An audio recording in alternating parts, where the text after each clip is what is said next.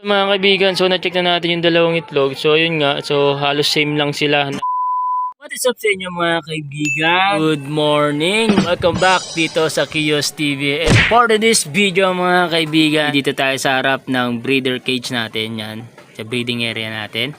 So itong breeder natin na may itlog, yung naalala nyo yung vlog natin na sinuksok natin yung dalawang itlog ng champion. Ngayong araw guys, i-check na natin yung itlog kung fertile ba o hindi.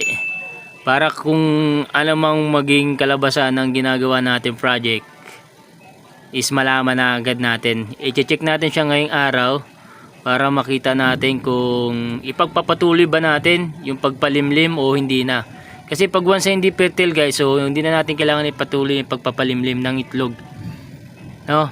And then pag nag-fertile naman guys at naging successful yung project natin, so mas maganda. Tara, check na natin, baka check pa ng iba. Let's go!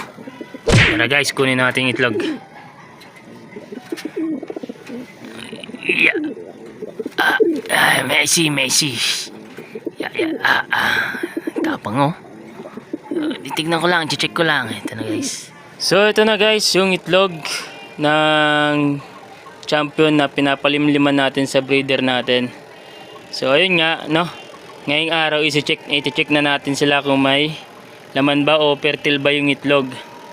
So sana is fertile yung itlog guys, no, para maging successful yung project natin, no? Kasi nga yun nga, 'di ba guys, kung naaalala nyo, sinabi ko dun sa vlog ko is almost 2 weeks na yung itlog. So 2 weeks na siya mahigit bago natin siya napalimliman. Kaya titignan natin kung mabubuhay yung itlog at magiging successful tong project natin. So tara guys, so samahan nyo ako, tara check natin tong itlog na to. Then mga kaibigan, so kayo na humusga kung fertile ba siya o hindi, no?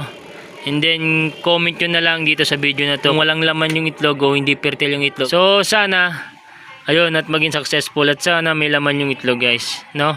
So para hindi sayang yung effort natin at yung pag-aantay natin dito sa itlog na to. So tara, check na natin guys. The moment of truth. Ito na at malalaman na natin kung may laman ba yung itlog. So ito muna yung isa guys.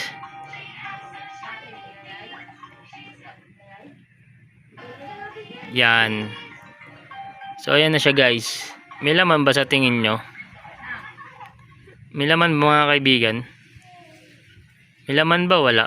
Kaya naumusga mga kaibigan kasi para sa akin parang ano parang plain lang siya at wala siyang ugat-ugat. So pag nagkataon na hindi fertile yung itlog, so sayang yung effort natin mga kaibigan. 1 week na to mahigit guys bago natin siya i-check ngayon. So yung isa naman try natin. Yan. Ito yung isa mga kaibigan.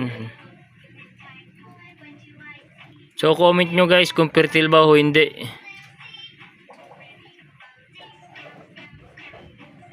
Kung may laman ba yung itlog o wala, no? So kasi para sa akin mga kaibigan, parang plain lang siya parang wala siyang dugo o wala siyang ugat-ugat. So di ba dapat ganitong magiging itsura niyan, yan. Yang nandiyan sa screen. Di ba dapat ganyan magiging itsura niyan? So ibig sabihin sa madaling salita is hindi fertile tong itlog o wala tong laman. So, mga kaibigan, so na-check na natin yung dalawang itlog. So yun nga, so halos same lang sila na halos plain yung itlog at parang walang laman sa loob, wala tayong nakitang ugat or anumang sinyalis na buhay yung itlog o may laman yung itlog guys, no? So nakakalungkot isipin na hindi naging successful yung project natin na pagpapalimlim ng itlog ng champion. So kasi nga siguro kaya siya nasira o kaya namatay yung itlog guys, no? Kaya siguro namatay yung itlog guys, no? So kasi nga yun nga, medyo may katagalan na bago natin siya napalimliman. So mahigit 2 linggo na bago siya nalimliman guys. So siguro dun siya namatay, dun namatay yung ugat niya kasi bago natin ito makuha o bago ibigay sa atin, nakita niya sa akin o chinik din namin. So may ugat na to bago niya ibigay sa atin. So fertile na to, no? So yun, kaso nga lang sa kasamaang palad, so 2 weeks natin siyang hindi napalimliman at nakatago lang siya kung saan, nakabalot lang siya ng papel. Ayun, so siguro dun siya namatay o dun nawala yung mga ugat niya. So parang natunaw siya guys. Wala tayong magagawa guys. So ganun talaga. So ayun, pansamantala itong dalawang itlog na to na ayun nga unfertile o walang laman. So ipapalimlim na lang muna natin sa kanila. Papatuloy natin paglimlim sa kanila. Titignan natin baka sakali, 'di ba? May miracle na mangyari, biglang mapisa din mabuhay. No? So ayun lang mga kaibigan, maraming salamat sa panunood.